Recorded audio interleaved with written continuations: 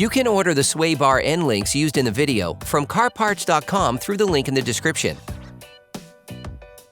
Turn your engine off and set the parking brake. Loosen the stud bolts on the front wheels. To be able to change the sway bar end links on your vehicle, you need to remove the wheels to gain complete access to the suspension system. Lift the front of your vehicle. Place the vehicle on the jack stands. We strongly suggest watching our video on how to jack your Honda Civic safely before carrying out this step. Don't forget to put the wheels under the vehicle. You can now see your car's end link. Turn the brake disc inward to make this operation easier. The components to be removed are very often seized up, so don't hesitate to brush and to use penetrating oil to make removal easier. Hey, it's Alex from CarParts.com. If you enjoy this video and want to support us, like, comment, and subscribe. Okay, back to work. Using a 15mm wrench, unscrew the nut from the lower ball joint. Using a 5mm Allen key to keep the ball joint from rotating. The end link connects the sway bar to the lower control arms to keep the wheels firmly on the ground at all times. Repeat the operation on the upper ball joint.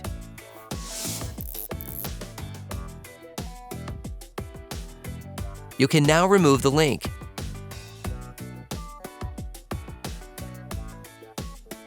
You can order the sway bar end link used in the video on CarParts.com through the link in the description. Take the new link and unscrew the nuts supplied with it.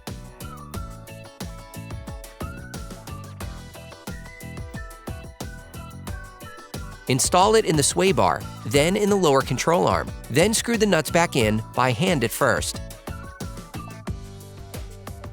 Screw the nuts back on until they make contact using a 17mm wrench. Use a 5mm Allen key to keep the ball joint from rotating.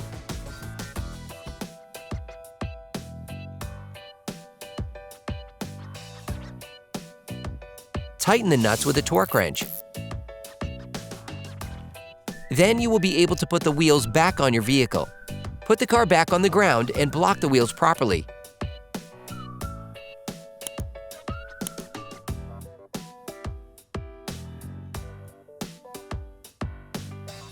Operation complete.